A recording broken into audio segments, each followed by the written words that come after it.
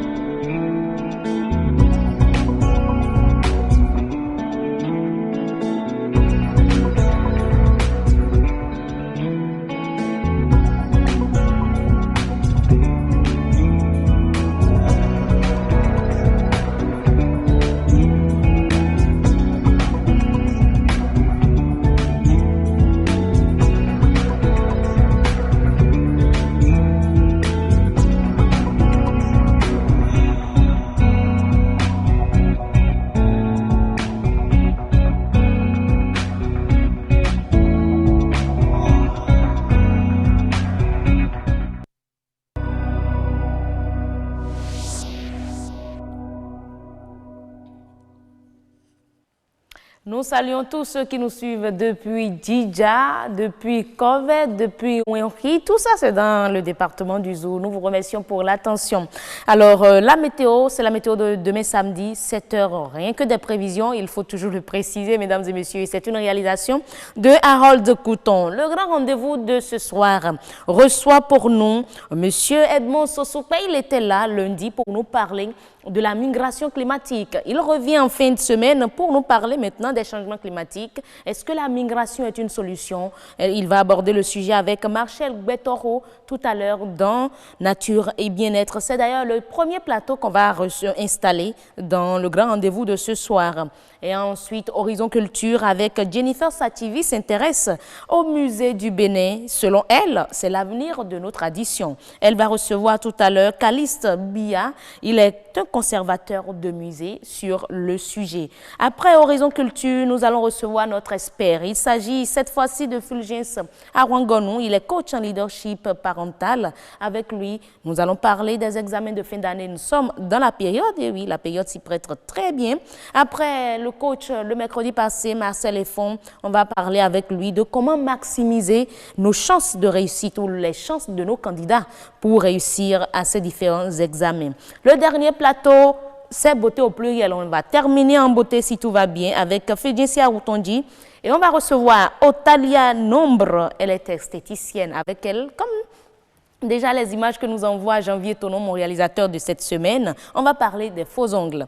Tendance du moment. On aura toutes les images, voilà, de très belles images, je n'en ai pas, mais on va aborder le sujet tout à l'heure.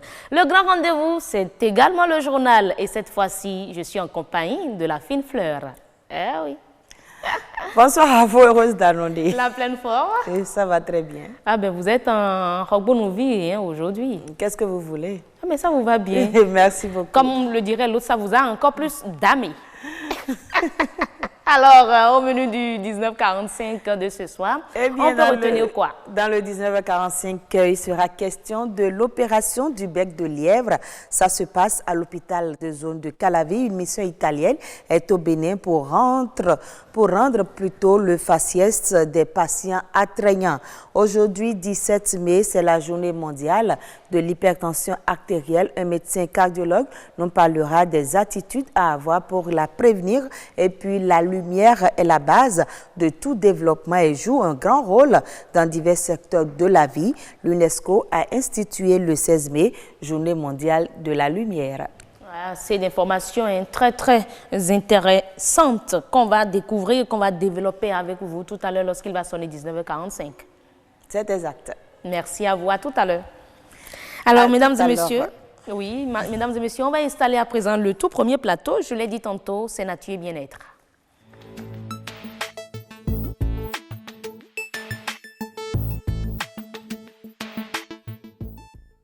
Et nous recevons ce soir Edmond Sosokpe.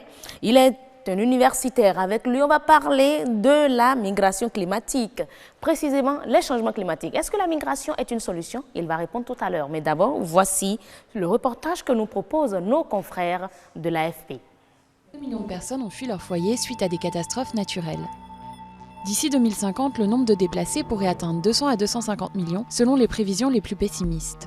La plupart des migrants seront probablement déplacés à l'intérieur de leur propre pays, dans des pays en développement, du fait de phénomènes climatiques comme la sécheresse, les inondations et l'élévation du niveau de la mer. Au Bangladesh, jusqu'à 1 million de personnes doivent partir chaque année, temporairement ou indéfiniment, leurs maisons et rizières étant régulièrement englouties par les eaux.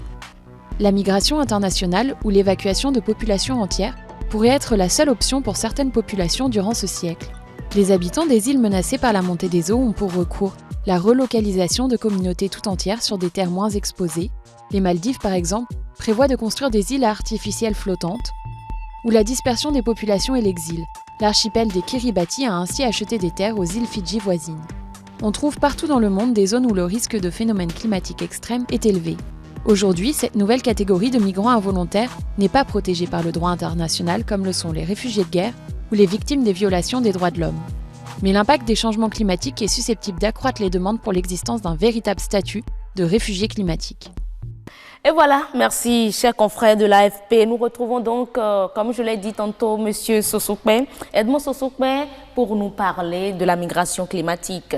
Il était là le lundi avec Roch Aurélien Akoinou pour nous dire ce que c'est que la migration climatique, qui sont les plus affectés. Aujourd'hui, il va nous dire si c'est une solution, la migration est une solution au changement climatique. M. Sosokpe, merci d'être là. Oui, merci beaucoup, Madame Heureuse. Bonsoir. Bonsoir à vous. C'est un plaisir de vous avoir. Plaisir partagé. Alors, vous êtes avec Marcel Gbetoro. Oui, Zanodé. La pleine forme. Ils font UNDA. Ah, mais ils font UNDA. Les violets, au fond UNDA. Ah, messia, mais font UNDA. Ah, messia, mais font tu vas y arriver. Ah, messia, mais font UNDA. Moi, pas ta font UNDA. Oh, bien, bon, non, finalement. Alors, dans le monde agricole et environnement, il n'y a pas de pas, hein? Il n'y a pas du tout de pas, surtout si c'est avec M. Sosokpe qui va nous dire davantage si les migrations climatiques constituent une solution pour lutter contre les changements climatiques. Bonsoir, M. Sosokpe. Oui, bonsoir, Madame Betoro. Comment allez-vous? Bon, vous avez déjà demandé tout, hein? Moi, je vais aller tout droit au but. Est-ce que, selon vous, les migrations climatiques représente une solution pour lutter contre les changements climatiques, surtout au Bénin? Merci beaucoup, Madame Betoro. Bon, en réalité, les migrations climatiques ne sont pas voulues par les populations migrantes. Elles sont contraintes à se déplacer, soit en prévision de la survenue d'un phénomène, ou pendant le cours du phénomène, ou juste après. Donc, si la migration est climatique, c'est-à-dire si les causes à l'origine de la migration sont d'ordre climatique, notamment la montée du niveau des eaux, ou la sécheresse, ou la désertification, ou la survenue d'une catastrophe environnementale, la migration n'est pas choisie. Elle s'impose. Voilà. Donc, on ne peut pas dire qu'elle est une solution au changement climatique. Elle est une conséquence de la survenue des phénomènes amplifiés le plus souvent par les changements climatiques. Voilà. Alors, vu ainsi, est-ce que, je veux demander, cette migration climatique profite à qui? Au pays des migrants ou au pays des migrés? Ben, évidemment, lorsque vous êtes obligé de vous déplacer, vous vous déplacez dans des conditions très difficiles.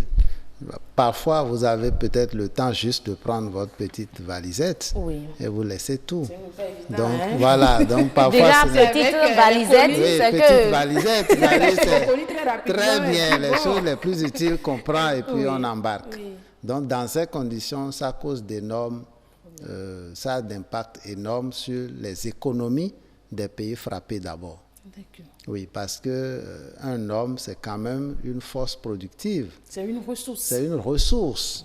C'est un des éléments essentiels de la chaîne économique. Donc, quand un nombre important de gens se déplacent, ça creuse dans la chaîne économique. Ça crée un vide et du coup, ça porte atteinte donc ça creuse dans la chaîne économique et ça a un coût économique énorme. Les pays qui accueillent ces migrants climatiques subissent aussi des dommages, puisqu'il va falloir, bien sûr, parce qu'il va falloir... Ce n'est pas de la main d'œuvre peut-être? Ce n'est pas de la main d'œuvre à première vue. Non, il s'agit de gens à accueillir. Donc il faut préparer leur accueil. Et il faut gérer toutes les impondérables liés à la préparation de ces accueils-là. Mais est-ce qu'on peut les considérer comme des réfugiés? Oui, en général, c'est des réfugiés. Quand c'est à l'issue d'un phénomène climatique ou d'une catastrophe tout court, le déplacement d'un pays à un autre, ça fait une migration de type réfugié. Et souvent, le système des Nations Unies interviennent pour préparer l'accueil de ces migrants-là. Mais ça fait toujours une population supplémentaire pour le pays d'accueil. Voilà, c'est ça qui fait le poids sur le pays d'accueil. C'est ça. Mais déjà, la situation est là. Bon, le pays subit cette migration climatique. Il faut peut-être lutter contre ou bien prévenir. C'est deux choses. Ou on prévient ou on lutte contre. Oui, bon, évidemment, il n'est pas facile de lutter contre les phénomènes climatiques. Alors, si on a connaissance de cela, on se prépare. Voilà, on se prépare à vivre cela. À vivre ça. Et comment se préparer? Bon, se préparer. D'abord, l'information sur la survenue de phénomènes climatiques peut être fournie par les stations de météorologie nationale ou internationale. Oui. Par exemple, le cyclone Idaï qui a frappé le Mozambique il n'y a pas longtemps a été identifié comme tel et des informations sont allées en direction des pays qui sont susceptibles d'être frappés. Oui. Mais ils n'ont pas pris de dispositions. On dit la météo, c'est la météo. Dans nos pays, généralement, on ne croit que quand la chose arrive, on attend voilà, d'avoir... on gère, on se prépare à gérer la situation, à prévenir la situation. Oui, c'est dommage parce que les conséquences après sont énormes. Parfois aussi parce que, bon, comme elle le dit, les prévisions météorologiques sont ce qui sont susceptibles d'arriver. Ce sont les faits qui sont susceptibles de se produire.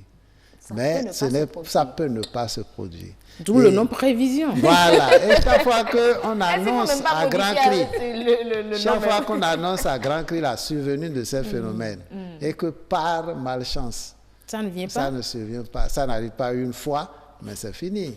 On pense que bon, c'est l'ORTB qui annonce ça, c'est France 24 qui annonce, et ça ne vient pas, etc., etc. Donc, il est question aujourd'hui de travailler à sensibiliser nos populations sur le fait que les prévisions météorologiques peuvent être d'une très grande utilité pour la préparation. Des sources d'alerte. Oui, des sources d'alerte majeures sur un certain nombre de faits naturels, parfois d'ordre climatique. Oui, allez-y. Merci bien. J'ai suivi le reportage de l'AFP. Vous aviez dit tantôt que ces migrants sont des réfugiés, mais ils ne sont pas pris en compte par l'UNHCR. Oui, le système des Nations Unies pour les réfugiés. Ils sont pris en compte. Ils sont pris en compte. Oui. Il y a tout pour que les réfugiés soient pris en compte, il faut qualifier l'objet de leur déplacement. Si c'est une guerre, si c'est des catastrophes comme ce fut le cas dans certains pays, il y a la nécessité de qualifier d'abord le problème qui est à l'origine du déplacement. Et en ce moment, le HCR, le Haut Commissariat des réfugiés, se met en place un dispositif pour préparer l'accueil. D'accord. Mais ce que moi je veux savoir, on a vu que la météorologie peut nous aider à identifier ces probables phénomènes, mais au niveau des humains, au niveau des êtres humains que nous constituons, est-ce qu'il n'y a pas des dispositions, des comportements aussi à avoir? Parce que tout ce qui se passe n'est que le résultat de nos actes. Oui, en réalité, je sais là où vous voulez en venir. Il n'y a pas eu changement climatique sans un certain nombre de comportements humains. C'est nous qui avons déréglé le climat de par la production massive de gaz à effet de serre. Et cette production massive de gaz à effet de serre a eu comme conséquence le réchauffement du climat. Donc l'atmosphère est réchauffée. On est passé à 1 degré d'augmentation de la température de la planète. Et on risque d'aller à 1,5 degré ou même à 2 degrés d'ici la fin de ce siècle. Et en ne prenant aucune disposition pour ralentir cette montée de la température du globe, c'est qu'on court le risque que d'ici à quelques années, les glaciers au niveau des pôles fondent, le niveau des océans monte, les mers se gonflent et puis... Quelle nature laisserons-nous à nos enfants? Non, même avant nos enfants, nous-mêmes, on risque d'en subir. Oui, nous-mêmes, puisque c'est à l'échelle de quelques décennies. Seulement. Si l'on peut vivre encore 30, 40 ans, peut-être qu'on va être témoin de Je suis sûr que Rose va vivre même 50 ans plus. Donc, le comportement que nous devons encourager de plus en plus, et c'est à l'échelle mondiale, c'est la réduction des émissions de gaz à effet de serre. D'accord. À la conférence de Paris sur le climat, la COP21, beaucoup de pays avaient senti la nécessité de travailler à réduire les émissions de gaz à effet de serre.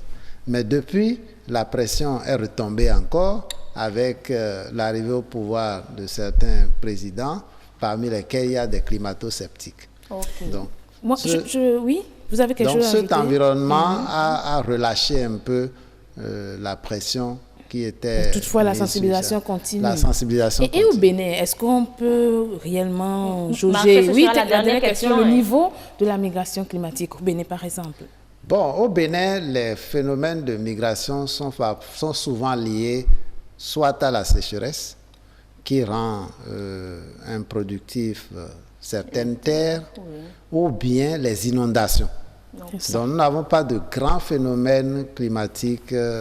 Non, on ne peut pas encore noter de migration climatique non, il n'y a pas en tant que tel de migration climatique. En tout cas, merci beaucoup à vous, Monsieur Sosoukpe, pour le déplacement. Il n'y a pas de souci. Vous êtes toujours disponible quand on vous appelle. Voilà. Merci beaucoup. Et à vous, chers amis téléspectateurs, je dis également merci.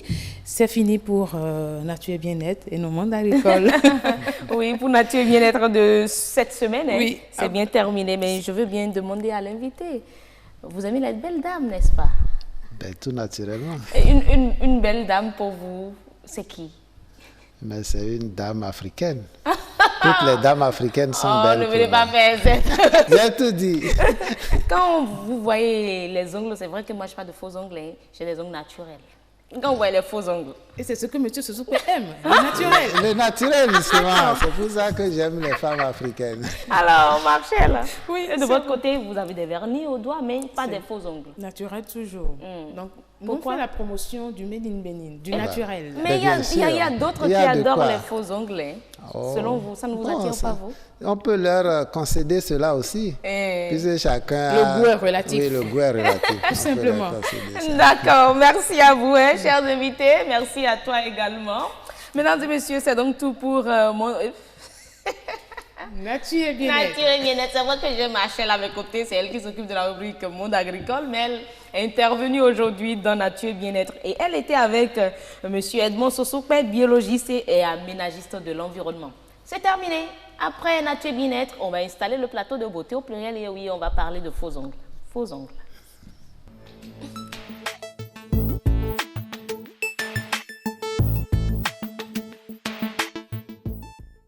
Alors, nous sommes en beauté au pluriel, on va parler de faux ongles, tendance du moment Alors là, Fulgencia, quand on dit, va venir avec des images, de très belles images de faux ongles tendance. Je ne porte pas des faux ongles, mais il y a des femmes qui en raffolent.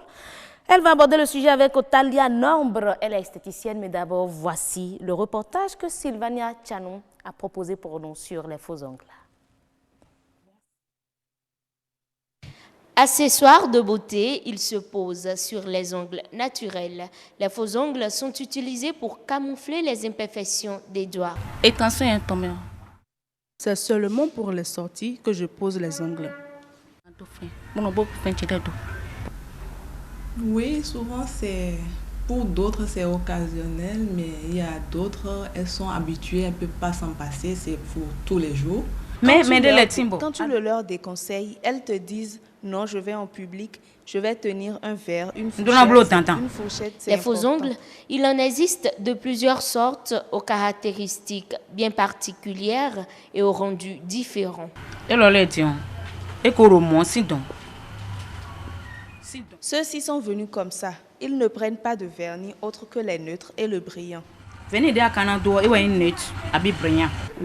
il en existe plusieurs. Il y a les faux ongles naturels, il y a les faux ongles synthétiques, il y a la résine, il y a le gel. Pour une pose en institut par un professionnel ou par les amateurs, le prix varie. Dernier prix 1000 francs, ensuite 2000 francs, 3000 francs, jusqu'à 10 000 francs la résine qui dure 3 mois, mais qui gâte les ongles. Bon, je ne sais pas vraiment à combien ça se fait au marché, mais chez moi, par exemple, les 2000, c'est à 5000. Pour profiter d'une manicure parfaite pendant longtemps, les faux ongles sont incontournables. Cependant, attention aux inconvénients de ces capsules. Oui, ça crée un dommage parce qu'il ne faut pas poser des ongles dans une longueur donnée. Vous voyez, la femme, elle est intime, elle a besoin de rendre son intérieur propre. Mais quand l'ongle est trop long, ça peut causer des blessures, ça peut causer des désagréments, ça peut l'empêcher de faire sa toilette de façon très à l'aise. C'est pour ça, si ce n'est pas que vous êtes une star de la télé et vous jouez un rôle important, je pense que ce n'est pas conseillé d'avoir des longueurs données. C'est bon pour ceux qui y sont habitués, mais quand tu poses régulièrement les ongles, tu abîmes tes ongles. Quand tu poses un ongle 2-3 semaines après, tu dois retirer et laisser respirer l'ongle. De plus en plus à la mode, les faux ongles permettent d'obtenir des mains soignées et esthétiques. Toutefois, les médecins recommandent une fréquence de 2 à 3 semaines avant de renouveler, un geste qui éviterait les multiples dégâts auxquels les doigts sont exposés. Merci à vous, Sylvania Chanou, pour ce reportage bien complet, je dirais. Mais n'empêche, on aura encore d'autres informations sur le sujet avec Otalia Nombre. Elle est esthéticienne. Otalia, bonsoir. Bonsoir, madame. Un plaisir de vous avoir sur notre plateau. C'est une première fois? Oui. Ah ben, c'est un plaisir pour moi de vous avoir. Comment allez-vous? Je vais bien, vous. Ça va, ça va. La beauté. Bonsoir, heureuse. La pleine forme? Ça va. Les faux ongles, oui. Mais il faut les c'est bien joli, hein, franchement, j'ai bien aimé. Là, regardez. Franchement, c'est très joli. Ça vous dit? Bon, c'est joli, mais ça ne me dit pas. Pourquoi? Non. La décoration ou c'est quoi? La décoration, j'ai aimé, mais c'est trop long, je trouve. C'est trop long pour vous? Oui. C'est pas grave, hein, c'est à vous de faites choisir. La lessive ou vous avez une machine à laver? Il n'y a pas de souci, hein. Pour ça, c'est facile.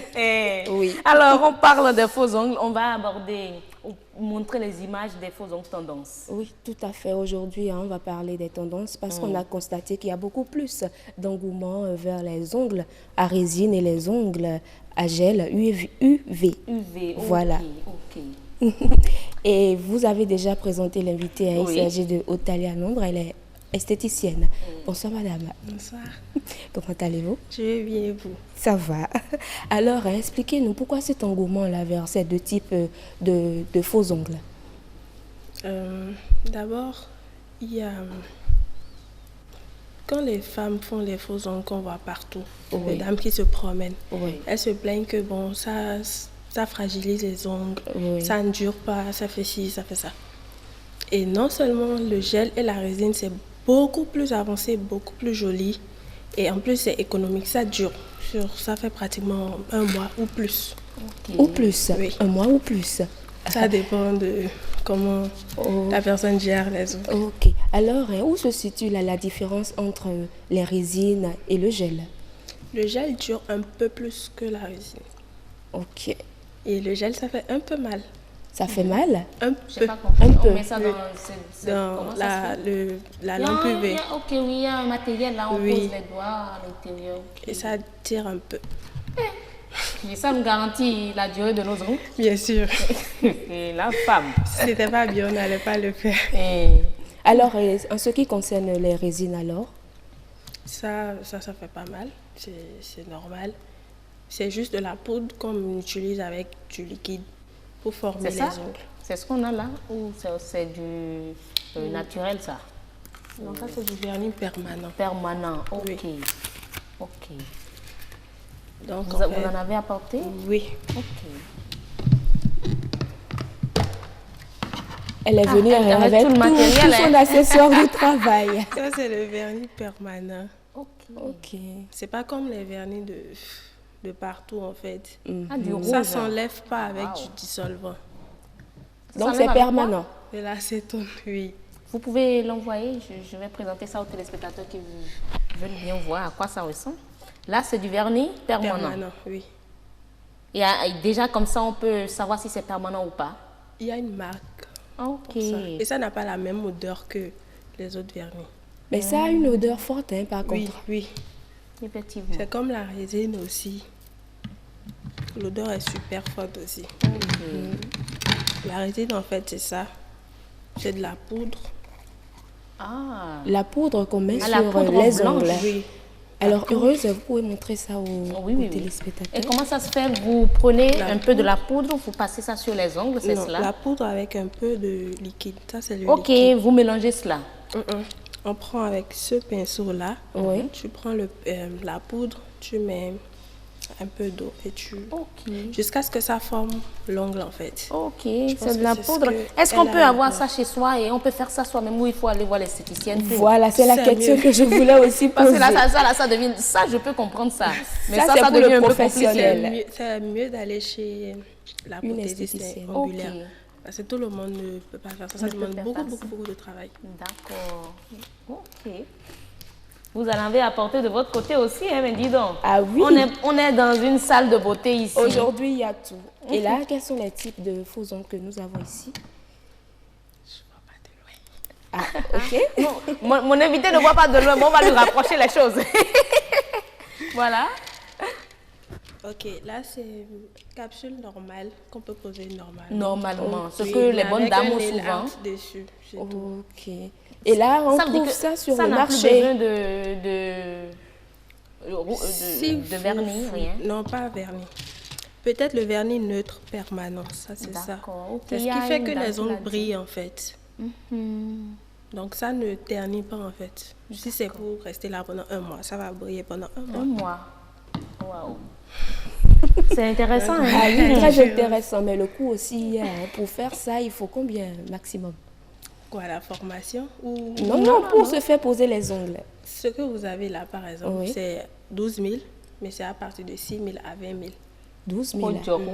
Heureuse, pour les 2 orteils et puis les 2 doigts seulement là, les 2 mains là. Oui. Jusqu'à 20 000. Oui, mais il faut dire Heureuse que ça nécessite assez de travail. Hier, on a passé la soirée à faire ça. Il fallait faire les dessins, poser les pierres et tout. C'était pas facile.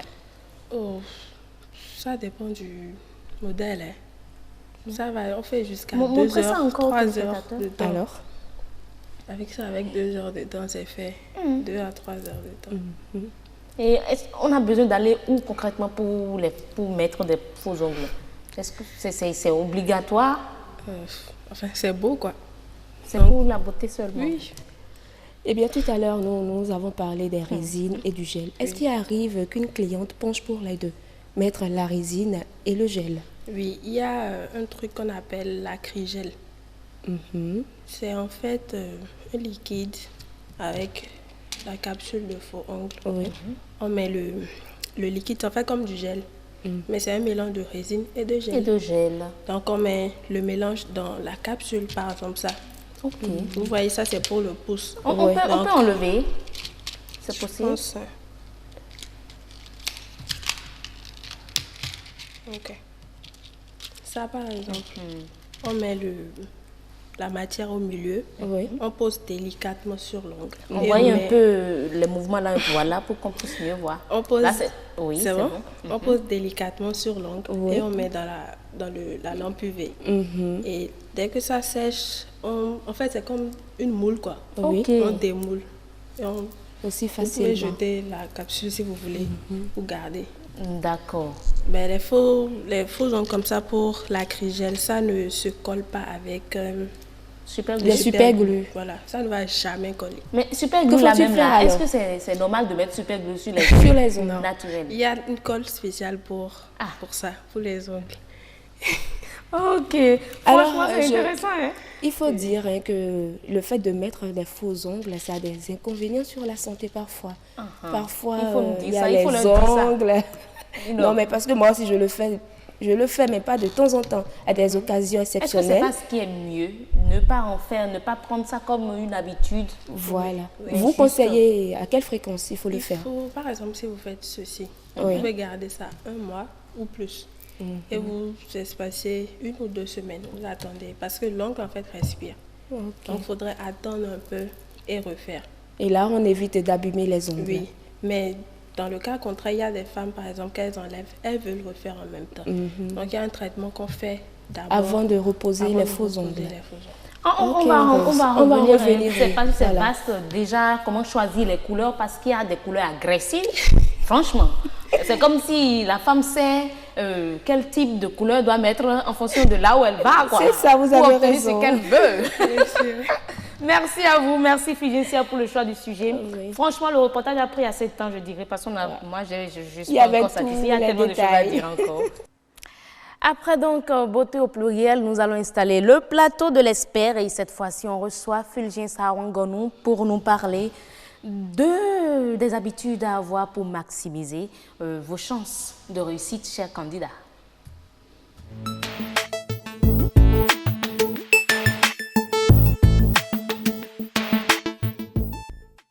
Monsieur Wangonou, bonsoir. Bonsoir madame. Bonsoir heureuse. Bonsoir. Pas vous quand même. Allez, bonsoir heureuse. Le voilà. Alors, vous êtes coach en leadership parental. On va parler avec vous de ces périodes d'examen que nous traversons. Comment maximiser les chances de réussite de nos candidats. On en a plusieurs. On a commencé le CAP déjà, je crois, lundi prochain.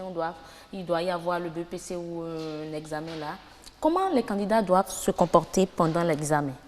Pendant la composition même? Merci à vous. Vous savez, pendant la composition, les candidats doivent tout faire pour envoyer à leur propre corps un message de confiance. C'est-à-dire, on ne doit pas être paniqué. Et il y a 2 choses qu'il faut éviter. C'est-à-dire, il faut éviter d'avoir peur et il faut éviter d'avoir trop confiance en toi. Vous allez me demander trop confiance, pourquoi? Parce que ces 2 comportements créent souvent une sorte de panique. Et la seule chose que les candidats doivent développer pendant ces 3 jours ou 4 jours, c'est la confiance en soi. Quand on voit des candidats déjà stressés, vous dites de ne pas être stressé, ça c'est déjà compliqué. Ils vont se demander, mais comment faire pour ne pas être stressé? Oui, comment faire pour ne pas être stressé? Vous savez, avant les examens, nous déjà, 3 mois avant les examens, nous parlons déjà de la méthodologie du succès à l'approche des examens. Méthodologie du succès, donc tout doit se faire avant l'examen. Avant l'examen, il y a un comportement, je dis bien 3 mois avant. Et lorsque nous en a parlé, les gens, la plupart des gens disaient, mais non, l'examen n'est pas proche. Je dis non. Il y a un comportement à avoir à l'approche des examens. C'est comme les athlètes, ceux qui sont dans le sport. Vous allez voir les meilleurs. Ceux qui déterminent leur succès, la victoire, c'est leur comportement à la fin parfois du match. Et quand vous voyez les meilleurs, ceux qui font 100 mètres plats comme ça, vous allez voir que quand la course démarre, ils font comme tout le monde, mais à 1 seconde, à 4 secondes de la fin, ils accélèrent, ils ont un comportement, ils ont une méthodologie. Ça veut dire quoi? Vous allez beau faire 9 mois, mais c'est votre méthodologie pendant les 3 derniers mois qui détermine la qualité du succès. Et nous en avons parlé un peu partout.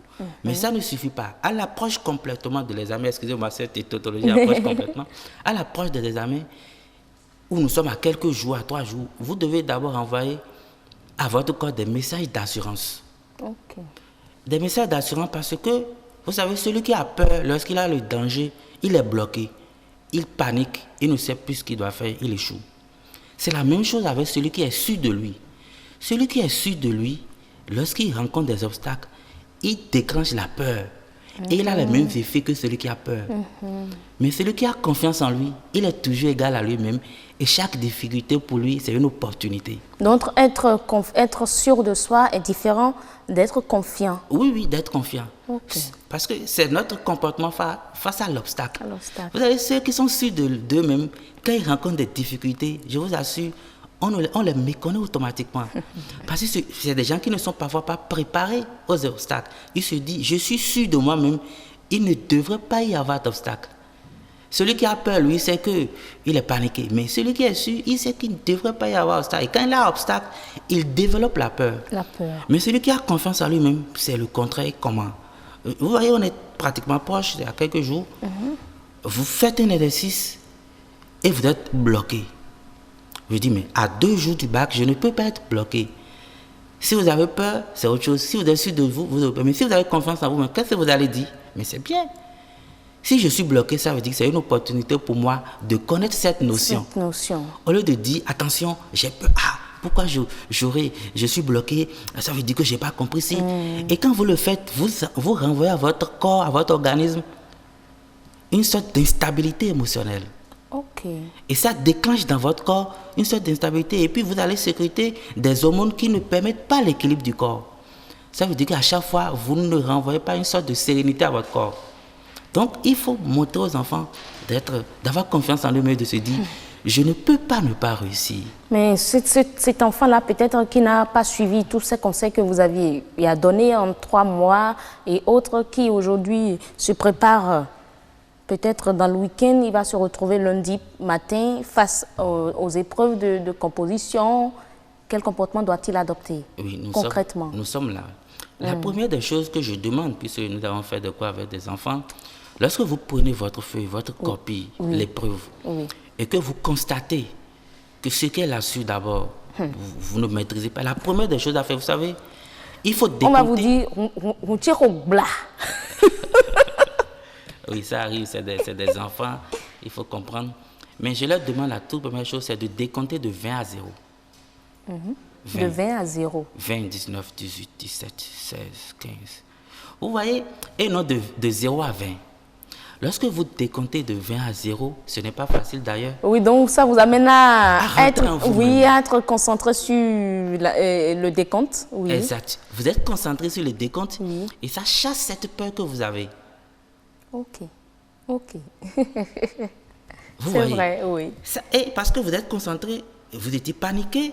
Mais quand vous commencez par compter de 20 à 0, vous allez constater que quand vous allez finir à 0, le sentiment, l'émotion qui vous anime, ce sera carrément autre chose.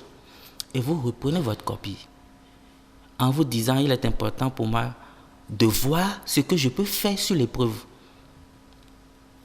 Ne vous focalisez plus sur ce qui est difficile, mais dites-vous, qu'est-ce que je maîtrise sur l'épreuve? C'est vrai que ça dépend des épreuves. Il y a des épreuves où vous ne pouvez pas commencer n'importe où. Il faut nécessairement suivre. Mais vous vous concentrez, vous vous dites, qu'est-ce que je maîtrise? Le but, c'est quoi? C'est que vous comprenez qu'il y a quand même des trucs que je sais faire dedans pour vous redonner confiance. Ok. Donc, c'est ce qu'il faut faire.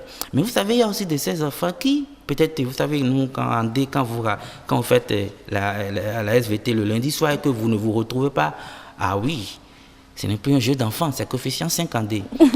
D'autres matières aussi, parce qu'il y a de ces matières où, quand vous allez les faire, vous n'avez pas travaillé. Mais rassurez-vous toujours, dites-vous. Et c'est pourquoi je dis aux parents de tout faire pour que les enfants puissent retrouver confiance en eux-mêmes, dans tout ce qu'ils font. C'est extrêmement important parce que c'est un message qu'on renvoie à notre corps, à notre organisme. Et c'est des substances que nous sécrétons à chaque fois, qu'on soit paniqué qu'on soit en assurance. Mais quand on a confiance en soi, c'est qu'on montre au corps, qu'on envoie au corps, attention, je suis moi-même, je ne peux pas ne pas réussir. Et chaque situation, je vais l'aborder avec calme et sérénité. Et que dire à cet enfant-là qui, après la première composition, la première épreuve, se retrouve pas encore?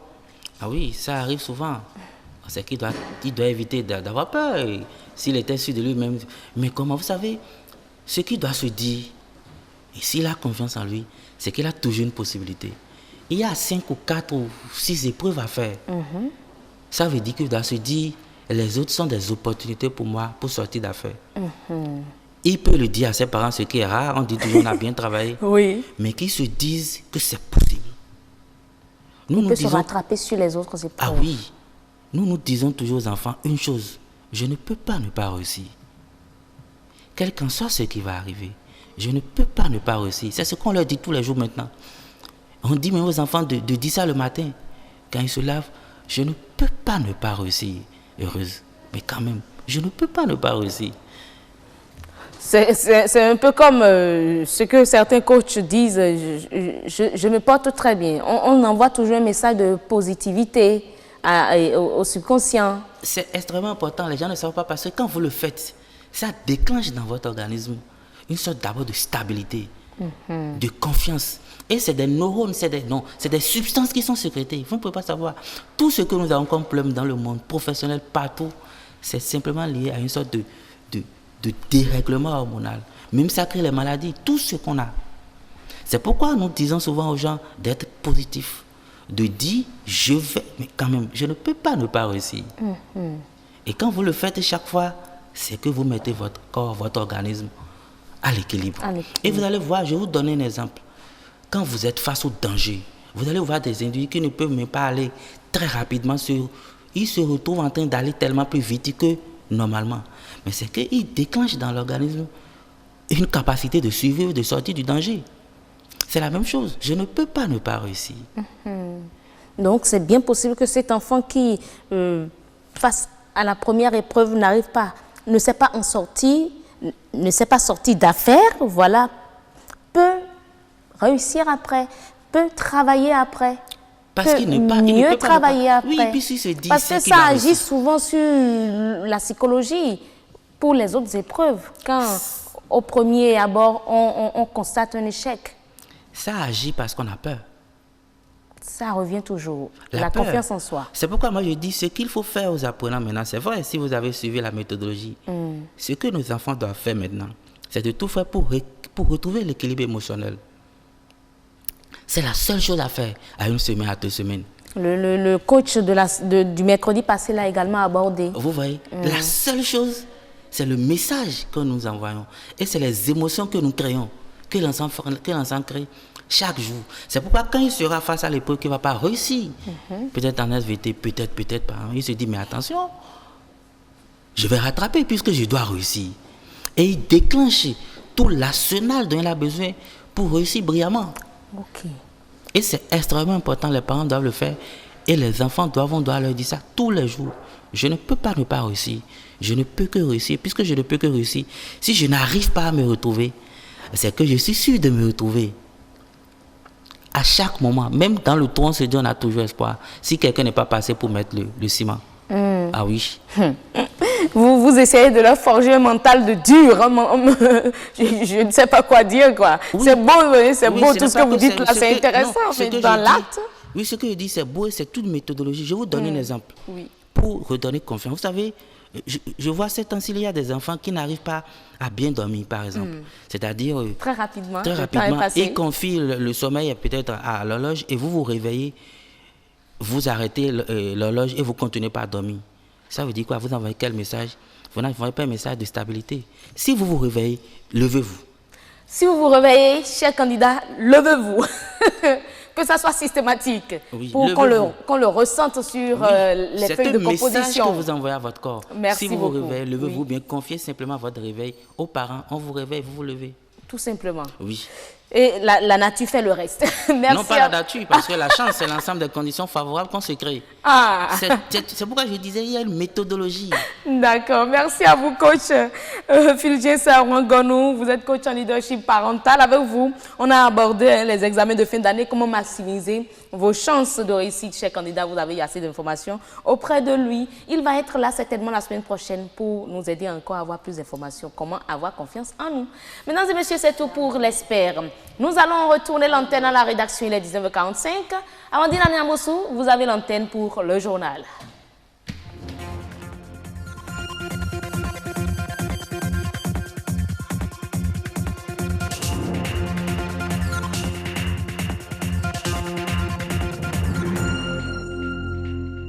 Mesdames, Messieurs, bonsoir. Voici les titres du journal.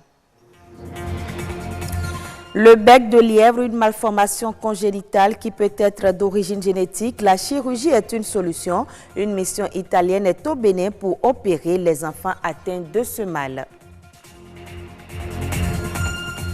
Le monde entier célèbre aujourd'hui la journée mondiale de l'hypertension artérielle, occasion de rappeler combien cette maladie silencieuse fait des victimes et les attitudes à avoir pour se prémunir. Elle est à l'origine de la vie grâce à la photosynthèse. La lumière est déterminante dans des domaines aussi divers que les sciences, l'art et la culture. L'UNESCO lui consacre une journée pour permettre aux hommes de comprendre son rôle. Les enfants souffrant des malformations faciales se font traiter depuis lundi dernier à l'hôpital de zone d'Abomey-Calavi. C'est une prise en charge gratuite qu'offre une mission italienne aux malades du bec de lièvre. Comment se déroule l'opération chirurgicale? Une équipe de la rédaction a fait une incursion au bloc opératoire pour en savoir un peu plus. Bergnol Djogbe, Patrick Adjagbodjou pour le reportage. La fente labiale et la fente palatine, deux malformations faciales formant le bec de lièvre, une affection congénitale qui touche le fœtus de la femme enceinte. Derrière cette porte, une victime de cette maladie bénéficie d'une reconstitution complexe par des chirurgiens et médecins qualifiés. Comment se déroule cette opération chirurgicale? Suivez-nous pour mieux en savoir.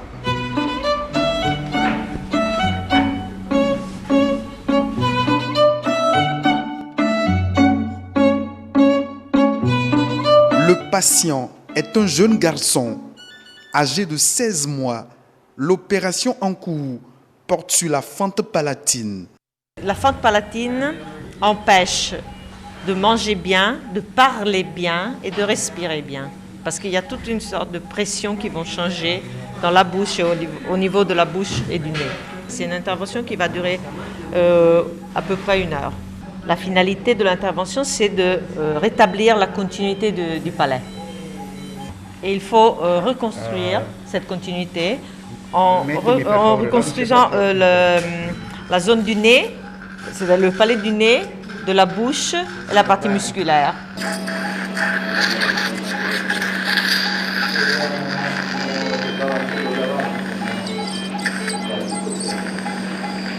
Surtout, on utilise des ustensiles particuliers et petits de dimension, parce que l'enfant est petit, c'est pas un adulte. Et donc, même les outils sont très, très particuliers. À l'entrée du bloc opératoire, l'impatience se lit aisément dans les regards des parents du patient. La maladie, là, on a constaté ça à sa naissance. Ça n'a pas signalé lors des échographies. Donc c'est à la naissance qu'on a constaté sa maladie. La première opération a été un succès. Je sais que la deuxième aussi, ce sera la même chose. À la fin de cette opération, j'attends que l'enfant soit en bonne santé pour que moi aussi, la maman, j'ai une paix, le bonheur d'être mère. J'attends la joie. Une joie que Dame Azizatou recherche en quittant le Gabon pour faire soigner son fils au Bénin. L'opération chirurgicale prend fin. Pédiatres et chirurgiens se réjouissent. Le succès de l'opération détend les parents. Néanmoins, elles devront attendre quelques heures pour retrouver leur fils, car le convalescent est toujours en observation. Pendant une semaine d'opération chirurgicale, les enfants atteints du bec de lièvre seront traités. C'est un grand soulagement pour les parents de voir le visage de leurs enfants complètement refait. D'autres attendent leur tour. Santé toujours, aujourd'hui 17 mai, c'est la journée mondiale de l'hypertension artérielle. Elle a été instituée par la Ligue mondiale contre l'hypertension et vise à sensibiliser le public à la gravité des complications médicales qu'elle peut entraîner. Dans la plupart des cas, elle ne présente aucun symptôme. La prévention, la détection précoce restent cependant les meilleures attitudes à adopter pour cerner le mal. Barnabé Salanon, médecin cardiologue, nous en parle au micro de César Tchadé et Patrick Adjaboujou. L'hypertension artérielle se définit comme une élévation de la pression artérielle, élévation permanente de la pression artérielle au-delà de 140 sur 90 mm de mercure. C'est extrêmement important de connaître ces chiffres de tension artérielle dans la mesure où l'hypertension artérielle, qui est le plus puissant facteur de risque des maladies cardiovasculaires et qui est en progression constante, ne présente aucune manifestation ou aucun signe propre, spécifique à elle. Et bien souvent, l'hypertension artérielle reste muette. Chez 9 sujets hypertendus sur 10, il n'y a aucun symptôme, il n'y a aucun signe. Et malheureusement, c'est à l'occasion d'un accident aigu qu'on découvre que le malfaiteur en dessous, c'est l'hypertension artérielle. Il faut contrôler ce que nous mangeons, réduire le sel, réduire le sucre, réduire le gras, s'adonner à de l'exercice physique régulièrement, aérobique, et ça c'est 30 minutes quotidiennement ou à tout le moins 3-4 fois par semaine. Ceux qui fument, qu'ils prennent la résolution d'arrêter tout de suite et définitivement. Ceux qui sont obèses ou en surpoids, qui s'inscrivent dans un programme personnel de normalisation de leur poids. Ceux qui aiment bien soulever le coude, comme on le dit chez nous, il faut qu'ils modèrent complètement la consommation de l'alcool. À quoi ressemblerait un monde sans lumière? La lumière, qu'elle soit naturelle ou artificielle, permet de voir et d'apprécier les couleurs. Elle joue également un rôle essentiel dans le développement de tous les secteurs. Pour permettre à l'homme de percevoir ces différents aspects de la lumière, l'UNESCO a institué une journée à cet effet. Évariste Zomaon et Nadège Sonny reviennent dans ce reportage sur le rôle de la lumière. L'obscurité et la lumière fut. Que peut-on faire dans le monde sans lumière? Tout comme la vie, la lumière est indispensable à la perception du monde. Le soleil est une source naturelle de lumière. Malheureusement, à la tombée de la nuit, il disparaît et laisse place à l'obscurité, d'où la nécessité pour l'homme de pourvoir à son remplacement. Lorsque, par exemple, nous avons des expositions à faire et que ces expositions se feront tard dans la nuit, nous devons faire nécessairement appel à des énergies, à la lumière, c'est-à-dire les lampes électriques que nous devons installer afin de permettre aux visiteurs peut-être de voir de façon claire les expositions. Lorsque nous prenons le secteur de l'éducation, aujourd'hui, sans la lumière, les étudiants, élèves, personne ne peut quand même étudier sans la lumière. Tout est rattaché à la lumière. Sans elle, tout serait au ralenti et même les activités économiques. Les marchés, déjà à 19h, surtout quand c'est dans des zones reculées, quand il n'y a pas la lumière, et la bonne dame craint déjà pour sa sécurité et commence par ranger ses effets. L'énergie est la base de tout développement. Le soleil lumière du monde, est même de nos jours transformée en énergie solaire et utilisée pour l'éclairage. De la disponibilité de l'énergie dépend la satisfaction des besoins humains tels que l'eau, l'alimentation, la santé et l'éducation. La différence est d'ailleurs perceptible entre deux communautés, l'une disposant d'énergie et l'autre sans énergie. Il y a plusieurs communautés qui sont sans énergie. Et quand on va dans ces communautés, on voit que les activités génératrices de revenus ne sont pas beaucoup développées. En comparaison avec les grandes villes qui ont une énergie, on voit qu'il y a le développement qui est énorme dans ces communautés-là. Il y a un écart entre ces deux communautés. À quoi ressemblerait un monde sans lumière? Pour ceux qui ont connu la lumière, c'est impossible de vivre dans le noir. Et pour preuve, une coupure d'électricité tard la nuit et tout s'arrête. La foire commerciale intra-africaine 2022 Kigali devrait générer plus de 40 milliards de dollars, soit environ 22 000 milliards de francs CFA d'accords commerciaux. L'événement qui en est à sa deuxième édition va se dérouler du 1er au 7 septembre prochain au Rwanda. Il devrait attirer plus de 1000 exposants et plus de 10 000 potentiels acheteurs venant de plus de 50 pays africains. Grâce à cet événement, l'Union africaine veut accélérer le processus d'intégration du continent. Ainsi, la mise en œuvre de la zone de libre-échange continentale africaine prévue pour le 30 mai prochain devrait favoriser de nouvelles opportunités d'accords commerciaux lors de l'IATF 2020. Pour rappel, la toute première édition de la foire avait eu lieu en 2018 au Caire en Égypte. Au Burkina Faso, l'Association pour le bien-être de la femme sahélienne fait don de vivres aux personnes vulnérables, un geste de générosité pour marquer ce mois de Ramadan. Le reportage de nos confrères du Burkina Faso.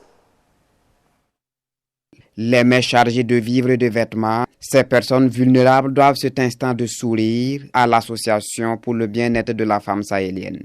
On a pris l'engagement de soutenir les veuves et les orphelins. Et en ce mois de carême, on a trouvé nécessaire de faire un don de vivres, du sucre et des vêtements aux orphelins. Et aussi, on avait prévu des pagnes pour les déplacés de Gorgadji, qui sont vraiment nombreux ici au niveau de l'action sociale.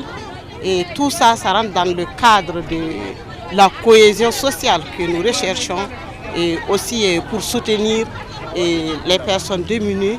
Et comme le thème le dit, donner le sourire à ceux qui en ont besoin. Au total, 300 femmes et enfants sont concernés par cette œuvre de charité. Un exemple de partage à multiplier.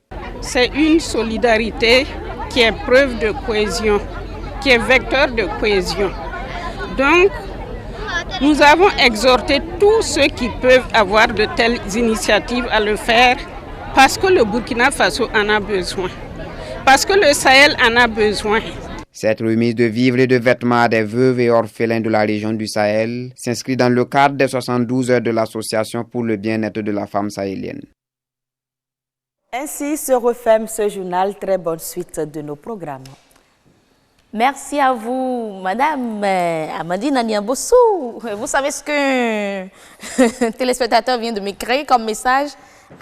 Ah, votre fine fleur aujourd'hui, elle ressemble à Yaegbe, hein? Excellent week-end à vous, heureuse d'aujourd'hui.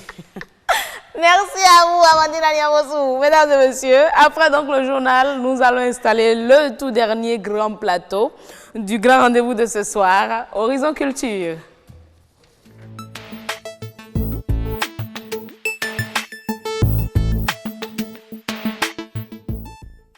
Nous sommes avec Jennifer Sativi, mesdames et messieurs. Jennifer Sativi, pour nous parler des musées au Bénin, selon elle, c'est l'avenir de nos traditions. Voici d'abord ce qu'elle nous propose comme élément témoin. Elle et Serge Ayaka, bien sûr. Les musées au Bénin, c'est vrai qu'ils sont dans une situation un peu compliquée. Il y a une réforme qui est en train de se mettre en place parce que nous rencontrons beaucoup de problèmes qui sont installés depuis très longtemps.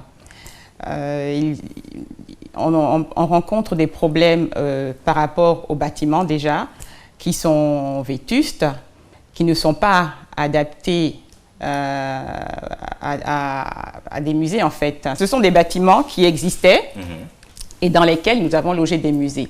Mais ce ne sont pas des bâtiments qui ont été construits pour recevoir justement des collections.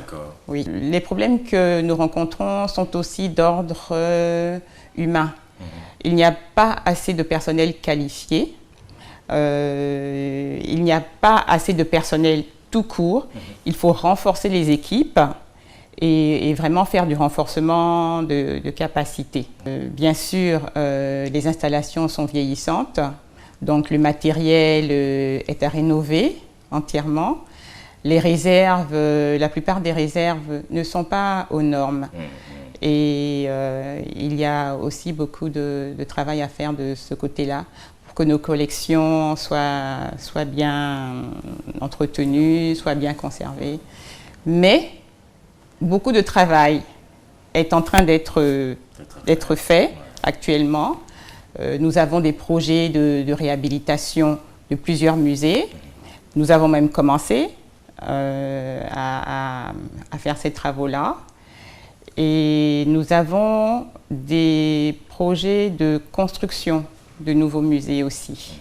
C'est vrai que c'est difficile au Bénin d'avoir des statistiques réelles, mais en termes de visites, qu'est-ce qu'on peut dire à propos? Quel est le taux?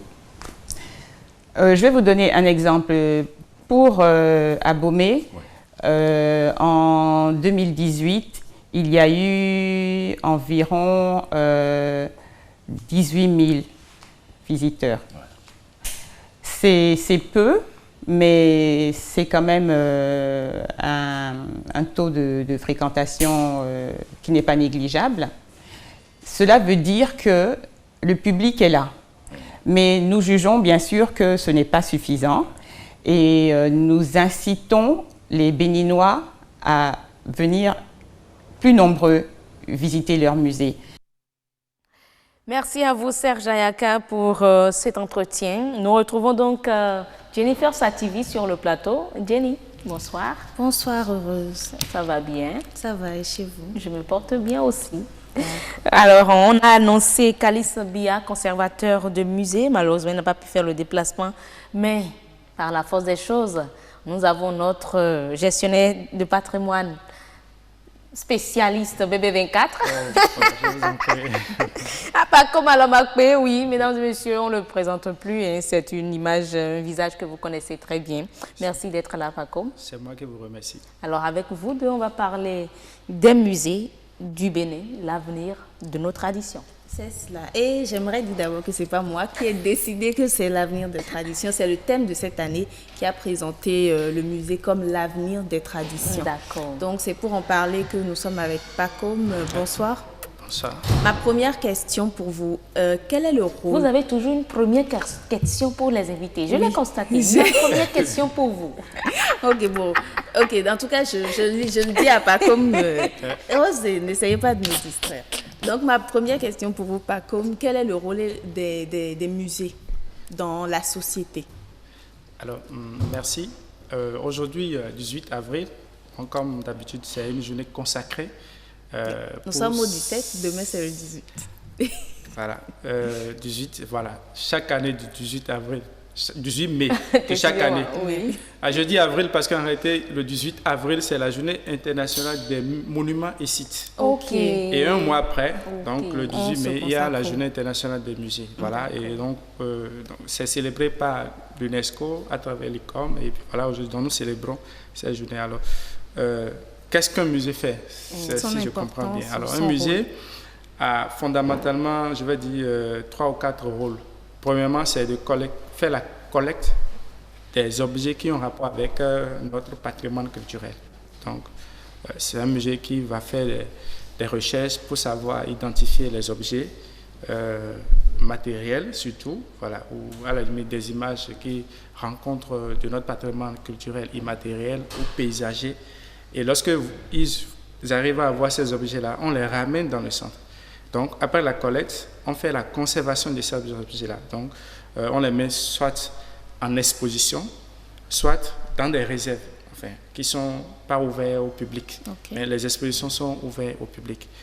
Après, la conservation, qui parfois va vers ce qu'on appelle la restauration en fonction de l'état de ces objets.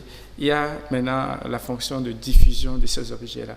Quand on dit diffusion, c'est qu'on on fait des scénographies, on les expose au public et les gens viennent voir ce que c'est. Voilà. Mais au-delà de cela, il y a aussi d'autres activités connexes qui ne sont pas des activités de transmission du savoir, de formation des élèves, donc d'éducation et ainsi de suite. D'accord. Voilà. Tout à l'heure, vous avez parlé de ces objets qui sont exposés et ces objets qui ne sont pas ouverts au public. Moi, je me demande alors à quoi ça sert si c'est retrouvé pour être conservé dans un endroit secret. Oui, vous savez, la dernière fois, j'étais dans une mission à Parakou, sur le musée plein air de Parakou. Ils ont environ près de 8000 objets. Vous imaginez que on n'a pas l'espace qu'il faut et l'équipement qu'il faut pour exposer 8000 éléments. Parce qu'on dit 8000 éléments, c'est de prendre chaque objet avec son discours, avec les équipements, meubles d'exposition, etc. et l'espace qu'il faut. On n'expose pas un objet de façon contiguë comme si c'était des sardines. Il faut des espaces pour que quand les gens viennent voir, ils puissent se retrouver autour avec le médiateur culturel pour expliquer. Et donc, c'est pour ça qu'on expose un certain nombre en fonction des thématiques données et après le reste, on les dépose dans ce qu'on appelle réserve. Mais en principe, ce qui est recommandé ou ce qui devait être fait, c'est que de façon soit périodique ou d'une manière un peu relativement longue, on organisera des expositions temporaires. Au-delà de ce qui est exposition fixe, là, on peut organiser des expositions temporaires en fonction des thématiques. Et c'est souvent, par exemple, aujourd'hui, ce que la Fondation d'ISFO fait. Quand vous y allez là-bas, c'est au moins chaque année, il y a au moins 2 types d'expositions. On fait des photos après. Actuellement, ils sont en train de parler des pains, etc. D'accord. Revenons au thème de cette année, l'avenir de la tradition, de nos traditions. Comment le musée peut être l'avenir de nos traditions? Oui, vous avez compris tout à l'heure dans l'explication des fonctions des musées, nous avons dit qu'il y a le rôle de collecte, le rôle de conservation. L'avenir d'une tradition, c'est ce qui a rapport avec notre culture, mais cette fois-ci, quand on parle de tradition, on met un peu l'accent beaucoup plus sur les matériels, et donc nos savoir-faire, etc., nos rythmes, nos danses, nos contes, etc. Et donc, un musée où on y va souvent pour voir des objets physiques, donc matériels, peut être un espace surtout pour conserver également ces éléments-là. Comment? C'est-à-dire que ça va être des espaces où on aura ce qu'on appelle chez nous des centres d'interprétation. Où, par exemple, vous allez dans un musée, je dis n'importe quoi, vous allez selon les thématiques et les régions. Quand vous allez dans le musée régional de Natitingou, la zone c'est beaucoup plus reconnue par les Tata Somba. Donc, Tata Somba, c'est du patrimoine matériel, oui, bâti, mais au-delà, il y a tout un savoir-faire artisanal qui permet de construire le Tata Somba. Et donc, l'avenir de notre tradition, c'est qu'on prend ce musée-là et on met en place un dispositif qui permet à ce que les artisans traditionnels viennent apprendre maintenant comment on produit ou comment on construit les Tata aux jeunes générations, etc. Et ce faisant, nous rentrons dans la phase de la pratique du savoir-faire lié à la construction du Tata. Donc, en le faisant, donc, on préserve, on pérennise ce savoir-faire, et d'où l'avenir de la tradition. Ce n'est qu'un exemple, on peut extrapoler, trouver plusieurs d'autres exemples. Oui, mais est-ce qu'au Bénin, par exemple, les gens s'intéressent au musée? Parce qu'on voit très peu de personnes dire « je me lève, je vais visiter un musée, je reviens ». Est-ce que c'est ancré dans nos habitudes? Malheureusement, non. Pourquoi? Malheureusement, non. Non, parce que vous voyez, le Bénin, nos musées, c'est pourquoi l'une des raisons, aujourd'hui, de plus en plus, les gens sont en train de réfléchir pour voir comment on peut redéfinir la notion même de musée. Bientôt, à Tokyo, cette année, il y a une conférence internationale où les réflexions vont être un peu élevées pour voir un peu. Parce que le musée, en réalité, c'est un concept importé. Notre pratique au Bénin, c'est le Béninois ou l'Africain, de façon générale, c'est de se retrouver, par exemple, sous la batte palabre et on fait nos comptes. C'est aller, par exemple, voir le Couvitor où le public, on s'attroupe, on danse, voilà. Donc, c'est scénarisation du patrimoine qui est notre propre. Mais quand vous voyez de musée, on voit un bâti et on voit des objets exposés. Donc c'est déjà un peu trop bon, voilà, enfin, accoré façon quoi. Accoré, mais si c'est pas là, ça va être où on va mettre les objets là. Voilà, la question aujourd'hui c'est de voir dans quelle mesure on peut revoir la notion même du musée, et des pratiques existent déjà parce que parfois les gens vont chercher les objets de collection des musées, on les trimballe, on les amène vers le public au lieu que les objets restent au musée pour que le public aille vers les objets dans les musées. Maintenant, les objets peuvent quitter les musées vers le public. Comment? Dans la rue? Oui, il y a par exemple une dame à Parakou, j'ai oublié son nom, mais qui a des caisses, des valises dans lesquelles elle met les objets selon. Donc c'est un musée ambulant. Voilà, c'est un concept comme ça. Ouais, pour tout travailler, etc. Mais au-delà de cette manière de faire, il va falloir éduquer aussi le public. Est-ce que c'est pas parce que je ne sais pas, est-ce que c'est pas parce que c'est pas très bien organisé? Est-ce qu'il n'y a pas des choses à revoir dans nos musées, peut-être les rendre plus attrayants et tout ça? Bien sûr, je suis parfaitement d'accord avec vous. Vous savez, je ne dis rien quand vous suivez un peu l'élément de Madame la directrice du patrimoine culturel. Vous avez compris un peu les défis qui s'imposent. À peine 18 000 personnes. Dans un seul musée encore. Sur le plan national, c'est peu. Et quand on dit 18 000, ce n'est pas en grande partie les Béninois. Les chiffres ne sont souvent pas. Donc c'est ça. Oui, je crois que fondamentalement, il y a des défis à relever dans le secteur de la gestion des musées. Il faut recruter, il faut ouvrir. Il faut ouvrir les musées, il faut beaucoup plus de communication. Donc il faut que des émissions comme ça soient... Et il faut que vous aussi, vous soyez disponible, comme d'habitude. Il est toujours disponible. Il faut l'ajouter comme d'habitude. Merci à vous, Jennifer. Donc on retient qu'en fait, il faut mieux valoriser les musées et qu'on peut en tirer quelque chose pour le développement. Bien sûr. Merci beaucoup, Paco Malomokpe. C'est moi qui vous remercie. Merci, heureuse de nous avoir reçus. C'est un plaisir. Plaisir partagé. Alors, c'est tout pour Horizon Culture, mesdames et messieurs. C'est tout pour les grands plateaux du Grand Rendez-vous. Nous allons juste à présent vous demander de recevoir avec moi Adonis Bon pour l'actualité sur la toile.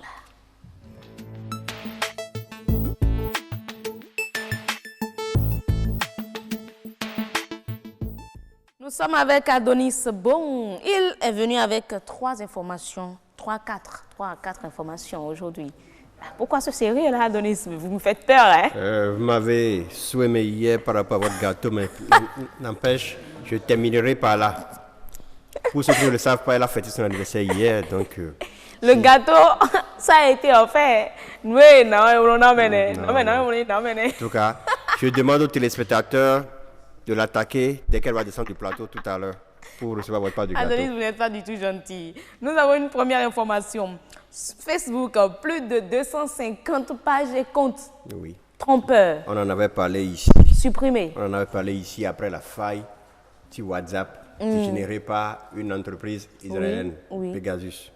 Et bien suite à cela, Facebook a lancé l'offensive en désactivant plus de 250 pages, comptes et groupes sur Facebook ainsi que sur Instagram, faisant tous partie d'un même réseau, utilisé pour diffuser des fausses informations afin d'influencer de manière malhonnête les débats politiques.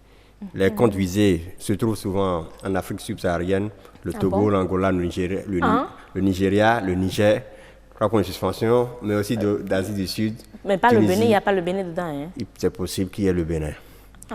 En tout, ces différents comptes étaient suivis par près de 2,8 millions de personnes. Et durant 7 années, ils ont eu dépensé près de 700 000 € de publicité politique, payés en shekels israéliens, en réels brésiliens ou en dollars américains selon Facebook. Ah bon? Oui. Certaines pages se présentaient comme des médias locaux qui publiaient des prétendues informations confidentielles sur les hommes et les femmes politiques, a détaillé le responsable de la sécurité de Facebook. Ouais. Tout ça, c'est peut-être des sites qui sont dans la promotion du fake news, peut-être? En fait, c'est toujours dans la lutte contre le fake news, mais bon, il faut se reconnaître que les 270 comptes, environ 270 comptes dont on parle, sont gérés par un seul groupe, le groupe israélien. Donc, Facebook a ciblé le groupe italien, les pages et comptes, aussi bien sur Facebook que sur Instagram. Donc ils administrent tout ça. Alors là, toujours Facebook, la mise à jour de l'algorithme pour prioriser les liens les plus pertinents, les amis les plus proches. Hier, Facebook a annoncé encore mettre à jour son algorithme afin de prioriser le fil d'actualité avec les utilisateurs. Facebook indique vouloir mettre en contact des personnes avec les plus de publications pertinentes pour optimiser non pas la quantité de temps que vous passez sur Facebook, mais la qualité. C'est-à-dire quand vous venez sur Facebook, c'est 1 minute vous faites, vous avez les publications de vos amis les plus proches, les plus intéressantes. Et franchement, moi, je me retrouve dans ça. Ça, c'est mieux. En fait, cette mise à jour est basée sur les résultats des sondages effectués par Facebook. Facebook a fait des sondages et les utilisateurs ont exprimé leurs besoins concernant le contenu de leurs amis qu'ils ont jugé utile. Avant, pour afficher des publications des amis sur votre timeline, Facebook se basait sur l'interaction que la publication a générée, ainsi que des liens. Maintenant, Facebook va encore plus loin pour vous présenter les publications de vos amis les plus proches. Il va se baser sur le nombre de photos que la personne a eu à publier en vous taguant, les publications qu'il a eu à publier en vous taguant aussi. C'est sur ça que Facebook va beaucoup plus miser. Les pages aussi, c'est la même chose. La mise à jour les touche, l'algorithme les touche, et il y aura beaucoup plus de publications de qualité. C'est ça, c'est ce que Facebook souhaite. Franchement, c'est mieux parce que quand vous passez une journée sans consulter votre page Facebook, il y a tellement de notifications, vous ne savez même pas quoi choisir dans le fil d'actualité. S'ils peuvent déjà faire cette sélection, moi je suis d'accord. En fait, tout compte fait, ça dépend de ce pourquoi vous allez sur Facebook. Si c'est pour vous amuser, vous avez tout le temps. Si c'est juste c'est pour le travail, vous êtes obligé. En fait, chacun sait pourquoi il y va. Facebook indique que ces changements n'ont pas pu but de mettre en avant les amis au dépend des pages, mais ça doit inciter les pages à créer du contenu qualitatif de qualité qui sera apprécié par leur audience. Plus une publication a beaucoup plus d'interaction avec votre audience, plus cette publication sera visible dans le timeline de vos abonnés. D'accord. Troisième information, après Sanjaye, alors là, ça c'est intéressant, le mot boucantier fait son entrée dans le Larousse 2020. Nous descendons en Côte d'Ivoire. Environ 100 nouveaux mots ont fait leur entrée lundi 13 mai dans l'édition 2020 du Petit Larousse. Ah là là. Au nombre de ceux-ci figure boucantier, thème né en Côte d'Ivoire dès les années 2000. Oui, mais voilà, le boucantier national ou international. À l'avènement de la musique du coupé décalé. Ce mot, dont le synonyme est faroteur, signifie une personne frimant avec des marques de luxe, distribuant son argent à qui veut au cours d'une virée. On peut rendre hommage aux Ivoiriens pour ça.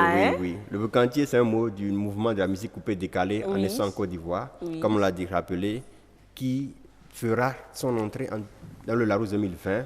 Ceci fait suite à l'intégration de mots ambianceurs et sandiaï précédemment, couramment employés sur le contingent. Il faut souligner que c'est Usher Alima qui a créé un répertoire dans lequel il y a certains mots utilisés le plus en Côte d'Ivoire. Ce livre, c'est la douce saga ou l'histoire secrète du coupé décalé.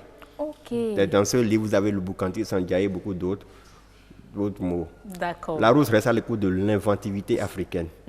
Donc, s'il y a encore d'autres mots, là, la Rousse va l'intégrer. Il faut que le Bénin aussi se fasse remarquer. Autre expression accueillie dans le Larousse en sa cuvée 2020, il y a le tassia, pour signifier un mot d'origine algérienne qui désigne un chauffeur de taxi, ou alphabet. C'est une invention burundaise pour définir quelqu'un qui sait lire et écrire. Alphabet. C'est-à-dire que le contraire d'analphabète. Alphabet. Ah, mais ça, c'est intéressant. Là, dans le Larousse, on se retrouve. Bon, peut-être on va aller vers chez nous, peut-être Zémidian ou bien ça doit entrer, oui, parce qu'il le faut. Dernier mot en vague, on se passe de ce dernier mot en vague. Dernière information, Telegram, plus sécurisé que WhatsApp? C'est une question, pour une interrogation. Est-ce que Telegram est plus sécurisé que WhatsApp? Vous savez, entre concurrents, quand quelqu'un a des difficultés, l'autre en profite, c'est une opportunité. Donc WhatsApp ayant admis mercredi qu'une faille de sécurité de son application magique a permis d'espionner le smartphone de certains utilisateurs. Le cofondateur de Telegram s'est mis sur la toile pour vanter les mérites de son application. Ça fait, c'est une mauvaise publicité pour WhatsApp, mais c'est une bonne opportunité pour Telegram. Pour Telegram. Oui. Merci à vous. Merci beaucoup, Adonis. Il n'y a plus d'informations. Sauf aux téléspectateurs, de vous guetter à 21h. Merci beaucoup Adonis, merci pour toutes ces informations. C'est fini, il ne reste juste qu'à vous proposer, mesdames et messieurs, la météo. Un rappel.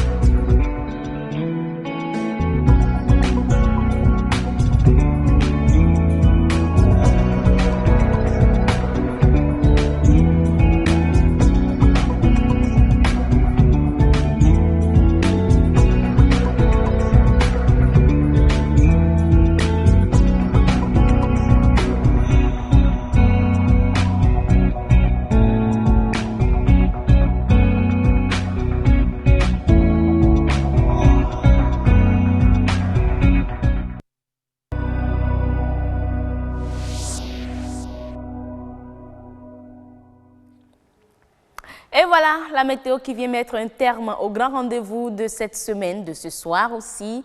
La météo, c'est une réalisation de Harold Couton. Tout au long de cette semaine, c'est lui qui a réalisé la météo pour nous. Nous remercions le réalisateur de cette semaine, Janvier Tonon, le cadreur également. Je remercie surtout Monsieur Patrick Imanvo, on le reçoit souvent pas ici. Il est le preneur de son de cette semaine aussi. Marcel Guettaro, oui, je vous fais un coucou aussi. Alors, mesdames et messieurs, avant de prendre congé de vous, vous savez quoi? Cette semaine, nous avons reçu 20 experts pour vous. Du lundi à ce jour, 20 experts sont venus passer ici pour vous apporter des informations sur différentes thématiques. Sincèrement, on vous remercie pour l'attention. D'ici à là, portez-vous très bien.